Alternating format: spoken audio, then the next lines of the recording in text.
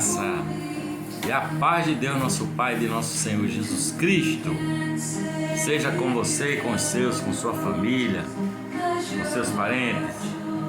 Que a consolação do Espírito Santo esteja com todos os que estão sofrendo, estão lutados.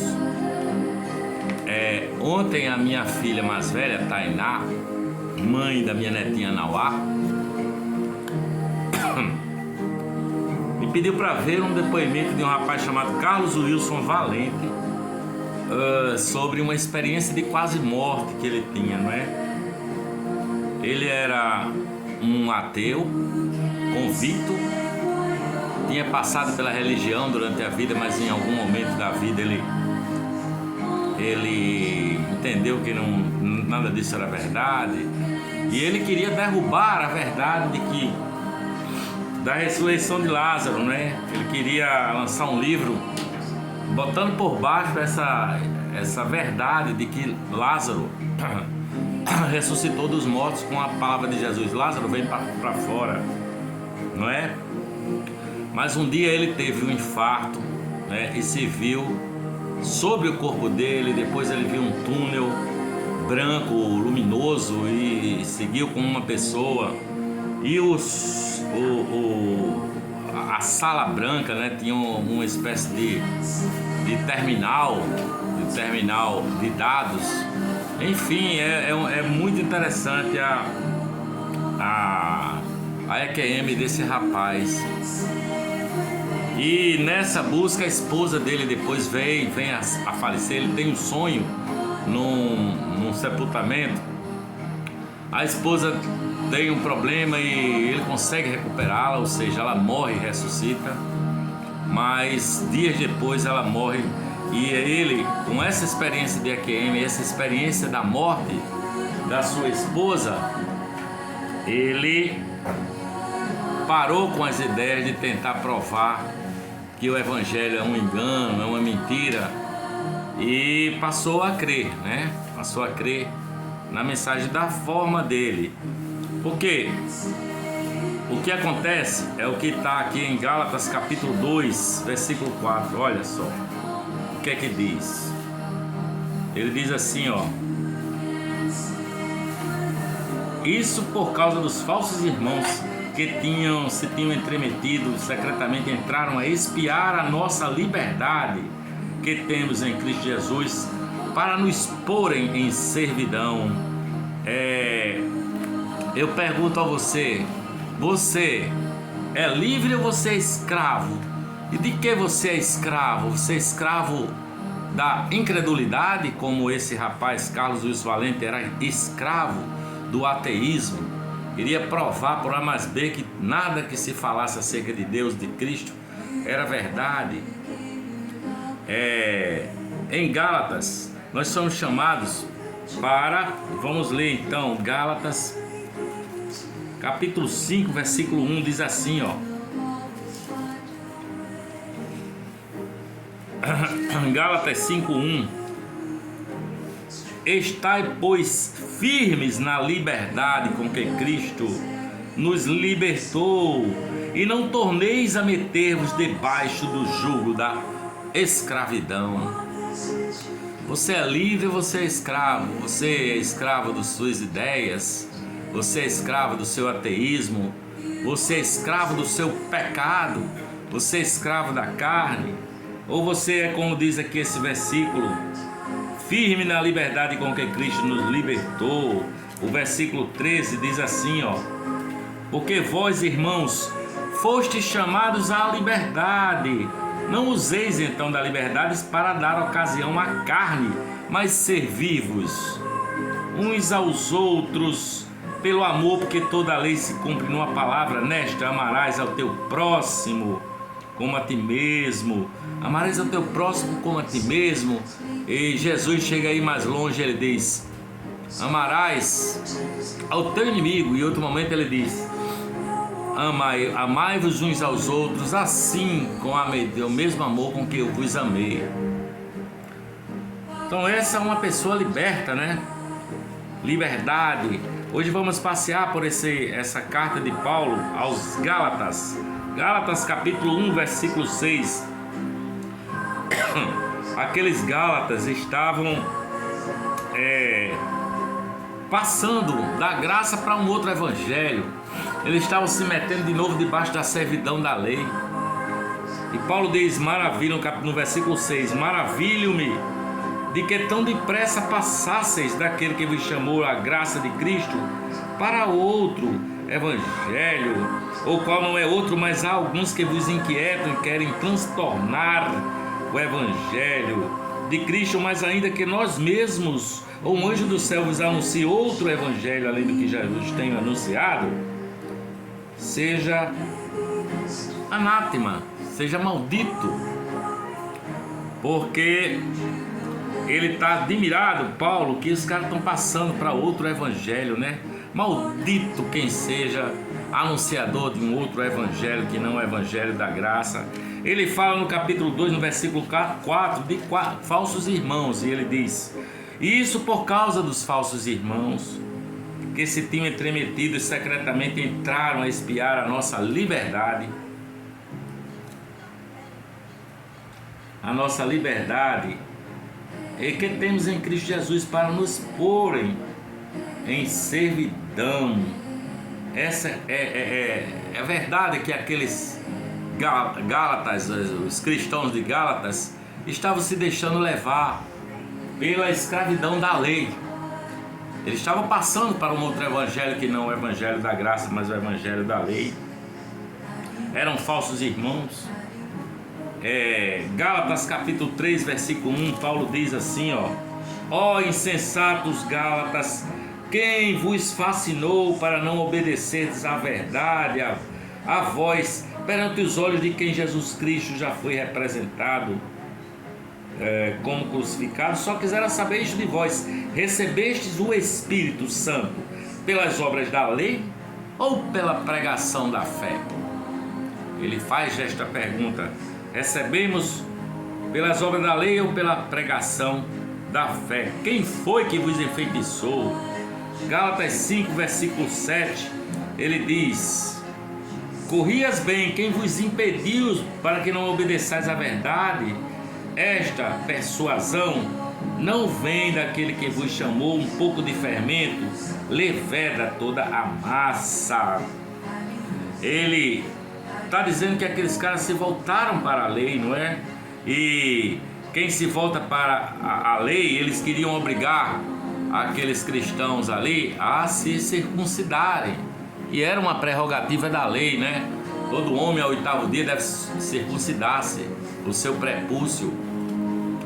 E os cristãos de Gálatas estavam entrando nessa. Tinha alguns judaizantes ali no meio e estavam querendo que eles se circuncidassem. Paulo diz que todo homem, protesto, Gálatas 5:3, a todo homem que se deixa circuncidar, que ele está obrigado a guardar toda a lei. Separado está de Cristo, vós, os que vos justificais pela lei. Da graça vocês têm caído. Da graça, porque em Cristo nem circuncisão nem incircuncisão tem alguma virtude, mas sim a fé que opera pelo amor. A fé que opera pelo amor, sabe? Pela graça de Deus. Viver pela graça é viver pela graça sem ir para o caminho da graxa, né? Como dizem alguns aí. O caminho é da graça e não da graxa. O anúncio da graça de Deus é libertadora. O evangelho vai na contramão da instituição religiosa. Você está livre, mas livre para quê? Para cometer todo tipo de pecado porque você está salvo pela graça? Não, deixa de ser burro. Você está livre para ser um homem de Deus, para ser mulher de Deus, para ser generoso, para ser alguém que entendeu que estava preso ao seu próprio pecado, à sua própria carne, e agora em Cristo Jesus você está livre, sabe? Não precisa ter restrição alimentar. Aqueles Gálatas estavam tendo problemas com porque eles queriam guardar, não podiam comer porco, não podiam comer isso, não podiam comer aquilo outro. E Paulo Pedro teve aquela visão do lençol que descia com todo tipo de animal, e a voz dizia: Pedro, mata e come, Pedro, mata e come, querendo que ele entendesse que não eram regras de não coma isso, não coma aquilo, não toque naquilo, mas a liberdade que há em Deus através de Cristo, nosso Senhor Jesus Cristo, estava libertando. E Pedro foi para a casa de Cornélio, italiano, para anunciar o Evangelho. E a palavra diz que em um dado momento Paulo repreende Pedro, porque Pedro estava numa boa, comendo de tudo, aquele churrasquinho de porco e tal. E quando chegaram os irmãos judaizantes, esses que proíbem comer carne de porco, outras coisas, Pedro começou a dissimular e foi se afastando. E Paulo olha para ele e diz: Pedro, vem cá, meu amigo, você é judeu entre cristão, ou quem é você? Que homem é você que fica com essa dissimulação? E repreende ele na cara. Paulo repreende Pedro na cara, sabe? Porque não importa os rituais religiosos, nem o dia do Senhor, como se tivesse um dia, o sábado, um dia especial do Senhor. Os caras estavam entrando nessa, mas todos os dias é o dia do Senhor, todos os dias, em qualquer lugar, em qualquer circunstância, sabe? Todo aquele que se circuncidar ou que quer guardar toda a lei, ele está obrigado a guardar toda a lei, está voltando a colocar-se debaixo da lei. Isso é pisar, é acabar com o escândalo da cruz, é acabar com o escândalo da cruz, sabe? E a palavra diz: não torne comum ou impuro aquilo que eu purifiquei, que eu santifiquei, sabe? Então, seja comer, seja beber ou qualquer outra coisa, que você faça para a glória de Deus, não é? Em gratidão, sabe? Gálatas 3:3, ele diz assim, olha, Paulo diz, chama eles de insensatos. Ó insensatos, Gálatas, quem vos fascinou para não obedeceres à verdade, perante os olhos de quem Jesus Cristo já foi representado como crucificado, sabe? Ou você se justifica pelo Espírito, pela graça de Deus, ou você, sabe, fica obrigado querendo se aperfeiçoar pela lei. E a lei não aperfeiçoa ninguém, sabe? Nós estamos livres em Cristo, livres da lei. A lei vingou até chegar a Cristo. Agora não existe mais lei, é tudo pela fé. Você me entende? Porque qual era o poder da lei? O que é que a lei fazia? A lei mostrava que ninguém seria justo diante de Deus, consciente do seu próprio pecado. Que a lei diz, olha, não adulterarás, e quem é que não faz? A lei veio para mostrar que ela não pode ser cumprida, não tem como. Nós tentamos por esforço próprio e não conseguimos. Por isso que Paulo diz: miserável homem que eu sou, quem me livrará do corpo dessa morte? E logo em seguida ele dá graças a Jesus Cristo, porque se Deus não nos sustentar, se Deus não nos segurar pela nossa mão, nós nada podemos fazer. E a lei só gera gente neurótica, só gera hipócritas. Quando não são neuróticos, com medo da morte, com medo do pecado, com medo do diabo, com medo de Deus, com medo de tudo, gera também pessoas hipócritas, não é? Que diz, olha, não faça isso, não faça aquilo, mas eles mesmos não conseguem, não fazem. O Evangelho é graça de Deus. O Evangelho é como a história do filho pródigo, né? O filho mais velho é legalista, ele tem a sua justiça própria, mas o filho pródigo é aquele que pediu a sua herança, não esperou nem o pai morrer, disse: só me dá minha parte, eu vou cair na gandaia. E saiu no meio do mundo a adulterar, a promiscuidade, a droga, a bebida, ele foi pro mundo. E um dia ele se viu diante da comida dos porcos, né? Ele se viu diante com vontade de comer aquele babujozinho do porco. E aí ele disse: cara, eu vou voltar para minha casa, porque lá os trabalhadores do meu pai têm comida boa e farta. E ele, de longe, o pai estava observando no caminho, lá vem ele, o pai corre. Ele não espera nem ele dizer: pai, pequei contra ti. O pai já o abraça, já o beija, já manda dar um banho, trocar a roupa, manda matar o bezerro gordo e fazer uma festa para ele. E o filho mais velho, que é o legalista, ainda chega com aquela história: poxa vida, pai, eu tô aqui, ó, nunca fiz nada errado, eu tô aqui sempre cuidando do gado, sempre fazendo o que tu queres, não é? E tu não me dá um bezerrinho para eu festejar. E o pai diz: meu filho, eu te amo como eu amo também aquele filho, seu irmão que foi-se embora aí na gandaia. Era justo que eu o recebesse com alegria e fizesse festa, porque ele estava morto. Ele estava querendo comer de porco, você come aqui na minha mesa todo dia. Então, a Jerusalém do céu é essa Jerusalém que é livre, sabe?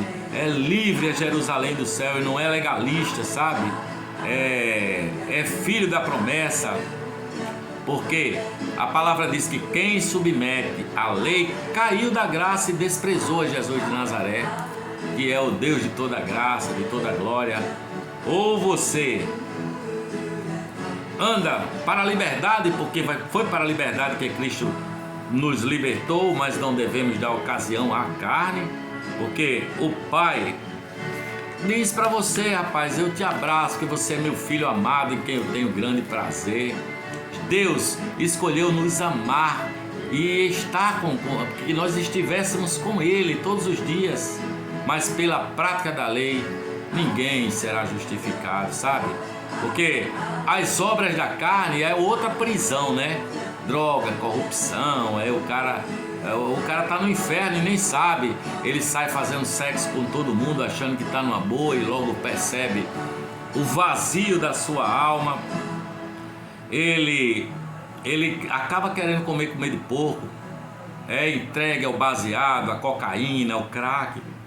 Eu vi essa semana um programa sobre as pessoas da Cracolândia. Cara, aquilo é um inferno.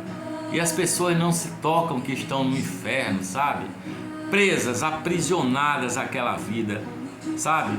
Mas você foi inundado pelo amor e pela graça de Deus, e o Senhor o convida para comer o banquete da mesa dele, aonde tem pastos verdejantes, aonde a água é límpida, aonde o teu cálice transborda, sabe?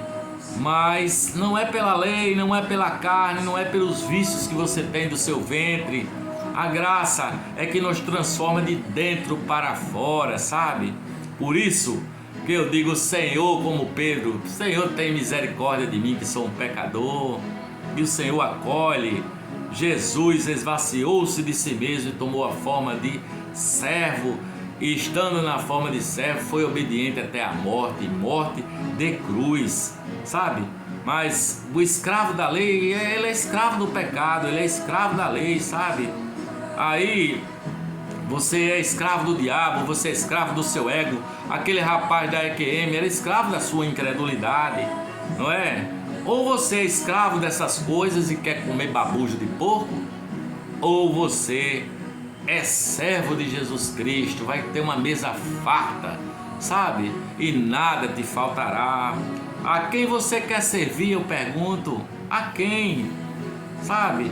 Deus quer que você ame o próximo, que você ande em amor, amar ao próximo como Cristo nos amou e a si mesmo se entregou por nós em oferta e sacrifício a Deus e em cheiro suave. Deus quer nos tornar nossa natureza seja a natureza de Deus, participantes da sua graça, sendo transformados dia após dia na imagem e semelhança de Deus, produzindo um fruto que o pecado não pode dar, que a carne não pode dar, que a lei não pode dar, que é o fruto do Espírito Santo, que é paz, que é alegria, que é bondade, benignidade, fé, mansidão e domínio próprio.